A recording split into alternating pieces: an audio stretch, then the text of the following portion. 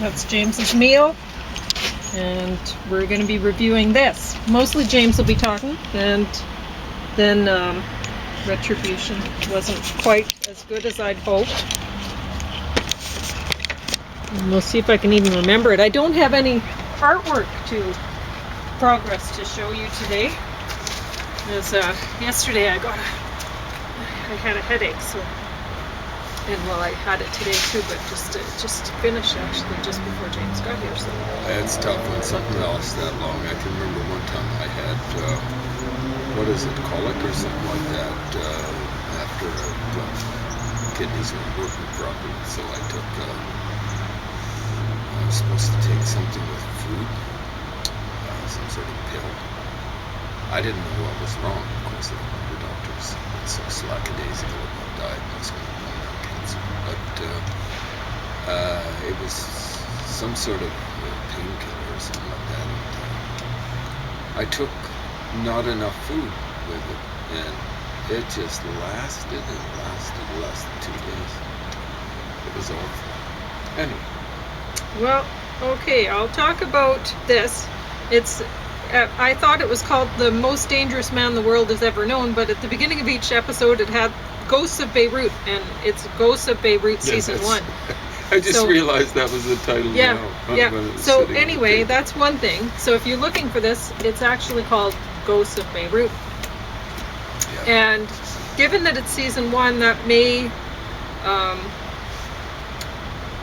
we might get to know why this is the most dangerous man the world has ever known, but never known. Sorry, I've never heard of this stupid chimp. And watching it, I was like, yeah, he's a terrorist, but the most dangerous? Come on. Yeah, I know. You know, like, that's a little bit ridiculous. I was thinking, honestly, they had they showed somebody that was involved with, I guess he was a CIA guy or whatever, and he was abducted, and they did some horrible torturing to him and stuff. And did he survive? Nope. And so they said, you folks who complain about the Americans doing waterboarding, the people they're up against do torture, and they don't let people survive. Yeah. Well, in any case, honestly, I think if I worked with the CIA, I would expect, if I was abducted by these guys, I wouldn't be coming back. This is what commies, Muslim fundamentalists, which is the majority of Muslims in the Middle East, they're fundamentalists. This is what they do. This is what Nazis do. This is what fascists do. This is what Saddam Hussein did. So all you people are complaining about the Americans doing some waterboarding at Abu Ghraib. People died there under Saddam Hussein. So get it straight. All right. So it says it's based on a true story, and I don't know how much of it's true. Like at the beginning of one episode, it said something like, "This is fiction based on very well researched accounts or whatever." And I guess there's some things you'd have to just go, okay, well, how can we possibly know what happened? And so they'd have to make up some fiction to tell the story. Or I don't know, right? So... Well, they could claim, sorry for interrupting, I didn't know if I did finish the thought, but that you've got to hide certain things to protect operatives. Yes. You know, so it depends. They were talking to some real CIA people. They had some people interviewed and stuff, and one woman cried a little bit. She apologized. You know, she was one of those types of people that's very strong and doesn't want to let people see her cry, right? But she was talking about the torture that she saw the videotape of, and anyway. And that's a CIA person. Understand, if you had members of this group watching torture, it would be warming their cockles of their hearts. Yeah. And these are fundamentalist Muslims, okay? And the majority of folks in the Middle East are fundamentalists. 72% or so voted for fundamentalists in the probably pretty representative elections in Egypt following the Arab Spring. It's really the Arab fall leading to Arab winter with the election of those scumbags, Mohamed Morsi, and he didn't get all of the votes, but 72%, and that's about the percentage that favors death for apostasy and death for blasphemy. It's, as I recall, it's 72%.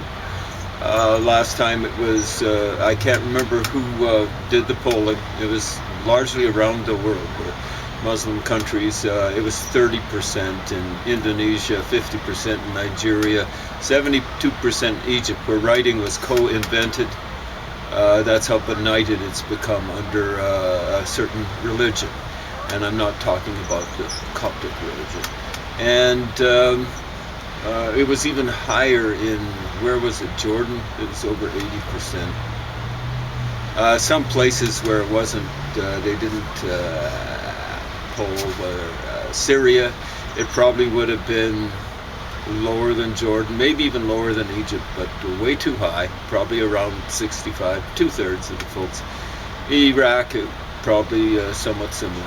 So, but anyway, shameful. the video, Absolutely shameful. this season of this show, it really, I watched it and I thought, okay, well, they're wanting us to feel, they say that something like 1 million people is a statistic and one person is a tragedy or something like that. I can't remember. I think Joseph Stalin might have said that. I think it's attributed to 1 million people dead's a statistic, one person dead's a tragedy. Yeah. So anyway, I think that they were trying to pull on our heartstrings a little bit this season by giving us the one person, following, they followed quite a few people, but the one person who ended up getting tortured, killed, just to, make us feel like, okay, well, let's see what's going to happen in season 2. We really, since we've seen this person and this is terrible, what is this guy going to be doing in season 2? But I don't know. I am not into this sort of thing. But at the same time, I couldn't stop watching it. So, it's well done.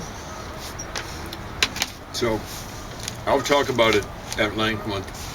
Yeah, I won't say much here. Retribution, I love Liam Neeson in these action sort of roles. But this one didn't seem really believable to me, and I don't know. I just didn't really care for it that much. It was okay. It's not the worst one that I've seen. In these sort of roles that he does, but it's not the best either. So it's okay if you like watching Liam Neeson be all action. Okay. But you're not going to see a whole lot of him in fight scenes and stuff like that. This is more of a car chase movie, which I'm not into that.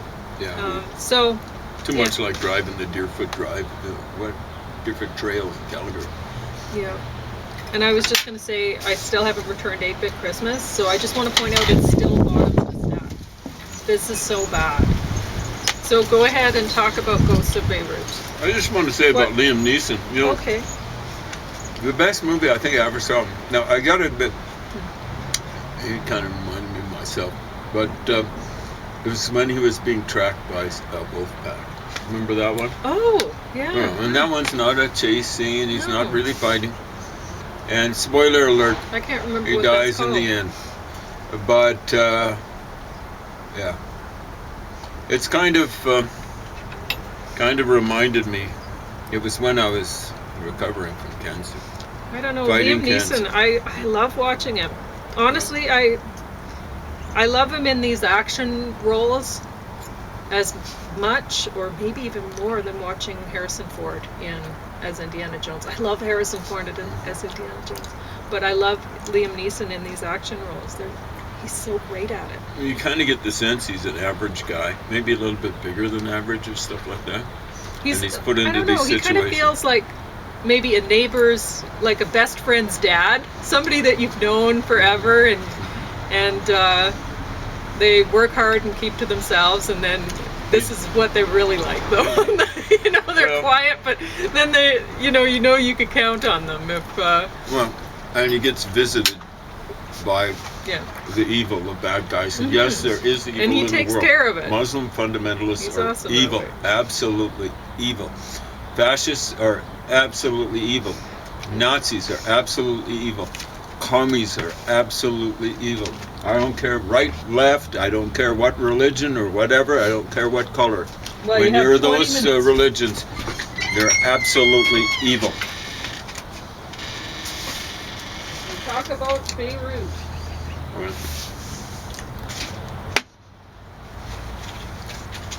Yeah, Pauline was using the word Mogadishu at first, but I think that's... I didn't know. It was like, it's something else there. It's like, it's Mugniye or Mugniye I don't know. is the name of the idiot. I call it Imad, or Imad.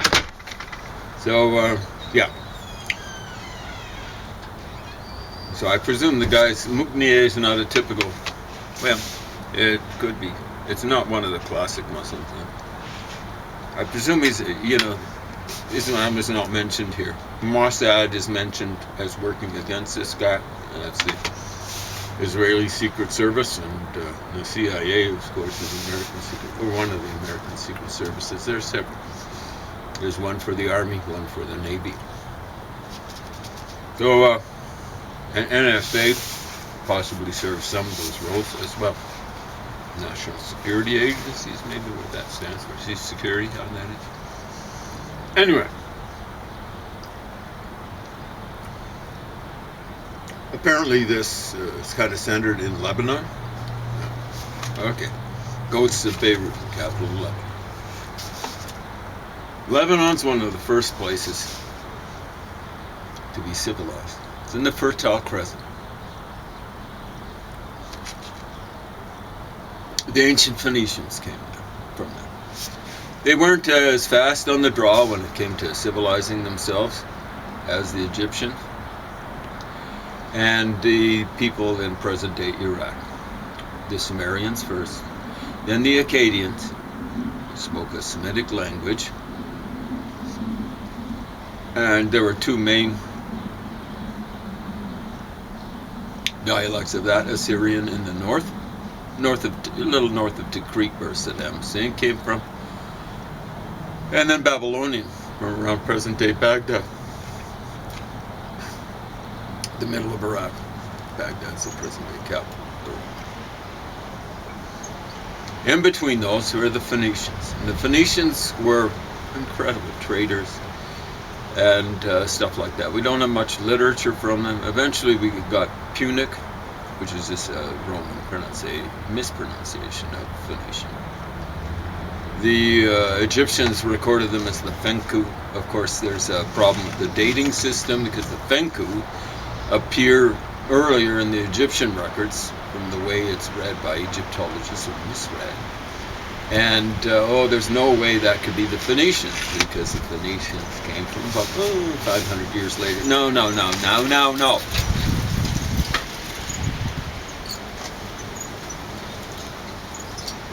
Carbon-14, or radiocarbon readings from King Tut's tomb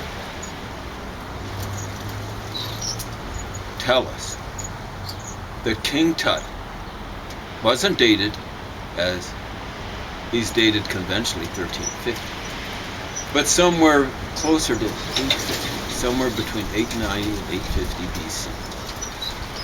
850 would be too late. Actually, not that. Not too much late. Maybe 860 BC.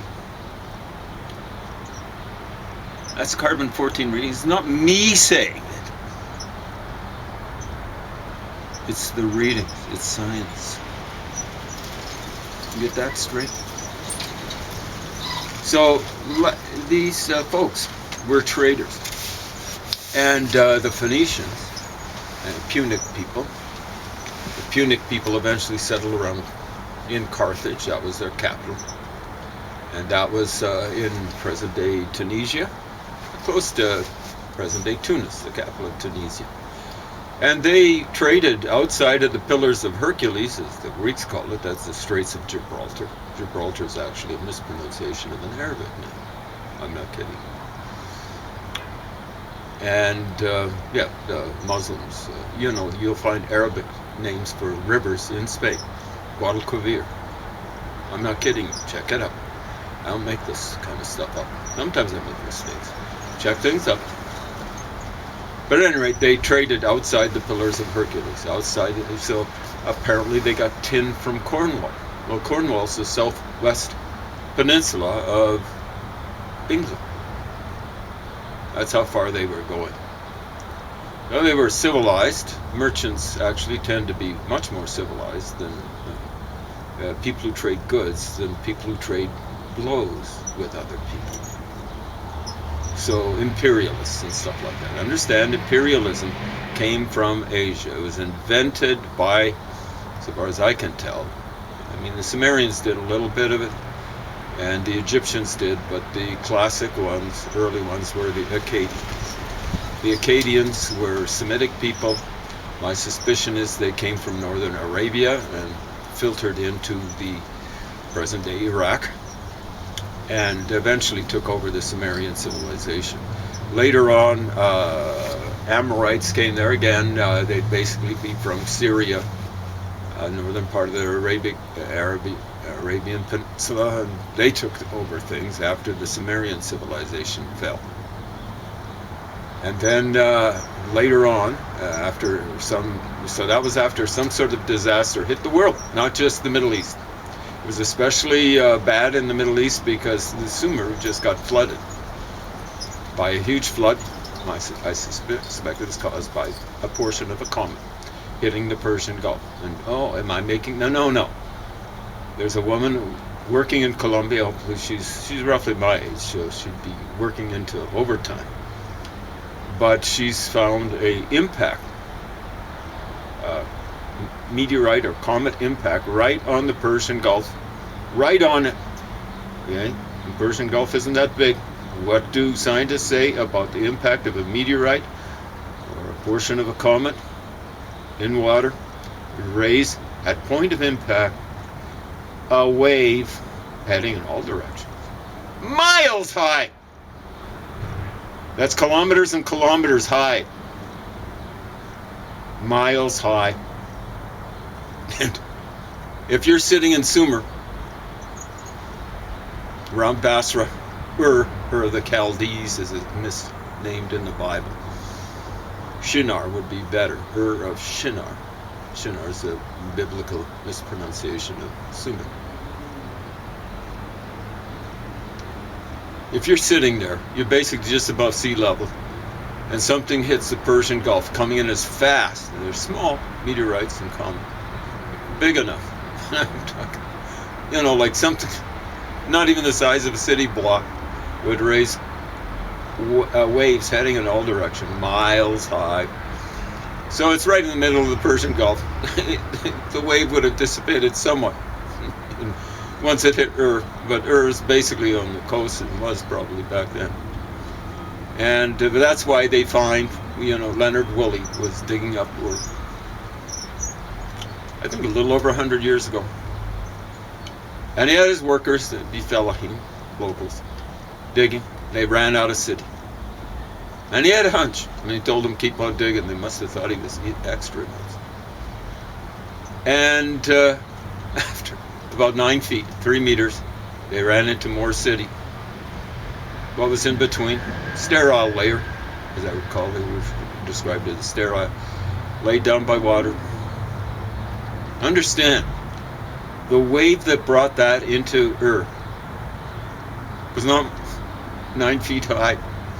To move that much mud, you have to have a much higher depth of water coming in. That's what happened to the Sumerian civilization. And we've got Egyptian representations of the Sumerians. And we've got their representation. The Egyptologists don't understand it.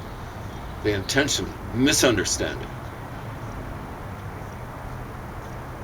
They drew pictures of the Babylonians who followed the Sumerians. And they're the same coloration, hair, skin, as the Egyptians. Kind of brown. And then they drew pictures of the Assyrians with color, who followed after the Babylonians. And again, they drew them with the same coloration as Egyptians. When you look at folks coming from Iraq nowadays, they basically have the same coloration as people from Egypt. But they do Sumerians. The Egyptians did. And there are people who co-invented writing. Co-invented. The Egyptians did it at the same time. And they drew the Sumerians with blonde hair and fair skin. And that's why the Sumerians, they had a statue or two of themselves with shells for eyes. And they put blue shells in the eyes. You got that? Blue shells.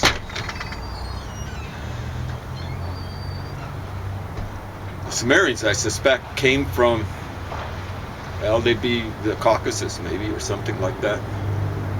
Anyway, they were just wiped out, basically, except for their language, a dead language. It was used afterward to help writing in Akkadian, help writing actually with Hittite, later Hittite, which used the cuneiform script, and then used in liturgy. So liturgy is kind of ritual work. I think if you busted it down into its component meanings, it comes from the Greek. It means something like that. The erg, I think, means liturgy. Liturgy. And that was it. But anyway, the Phoenicians. One of the first places to develop civilization. And much, much later, it Christianized. And you know, then considerably later after that, the Muslims came in. Wow. Egypt, where writing was co-invented. Last time I checked, the last stats I checked, from about 2005, they had a literacy rate of 72%. Somewhere around there, 70%. We'll say somewhat over 70%. Woo! Where writing was invented.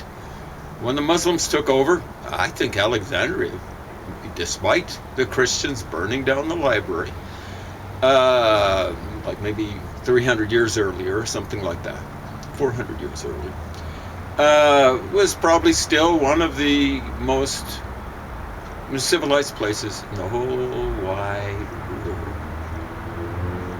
Is it now? Any place in Egypt now? No. Something happened.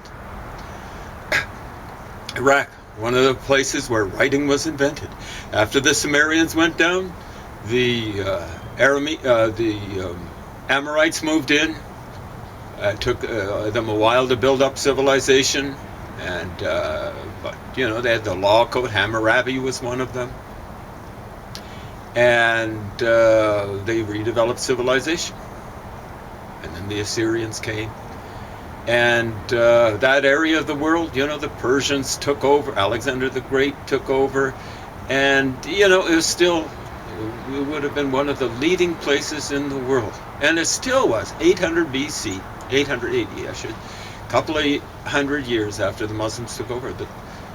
It's been pointed out by Muslim apologists that, that civilization, Abbasid civilization, centered out of Baghdad, around Babylon, was way ahead of Europe. It always was. It always was. And the majority of people there, especially the learned people, wouldn't be Muslim. The civilization there, 800 AD, that was so glorious, although they would be using Arabic, was Christian, Jewish, and Persian. The Persians had developed civilization 1,000 years before the Arabs. 1,000 years. That's not nothing. That's not 100 years. That's not 10 years. And definitely not 1 year. It makes a difference.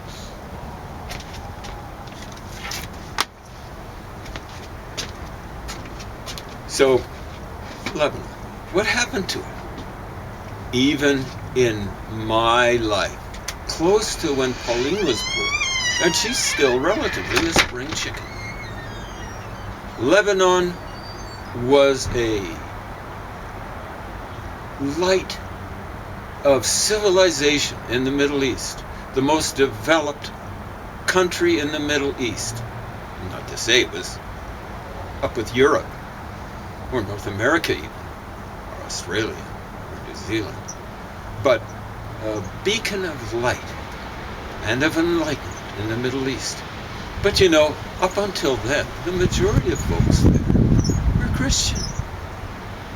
And then, they had lower population growth than the Muslims, and the Muslims took over. And the rest, as they say, is history, which is, as some wag once said, a record of mankind's cruelty or viciousness to other members of mankind. And that's what Lebanon has turned into. It's what Donald Trump, and I don't like Donald Trump, but every so occasionally he describes things accurately. He gets things right. When he got COVID, he got everything wrong about COVID except how to treat it. He took a lot of vitamin D. He got that right.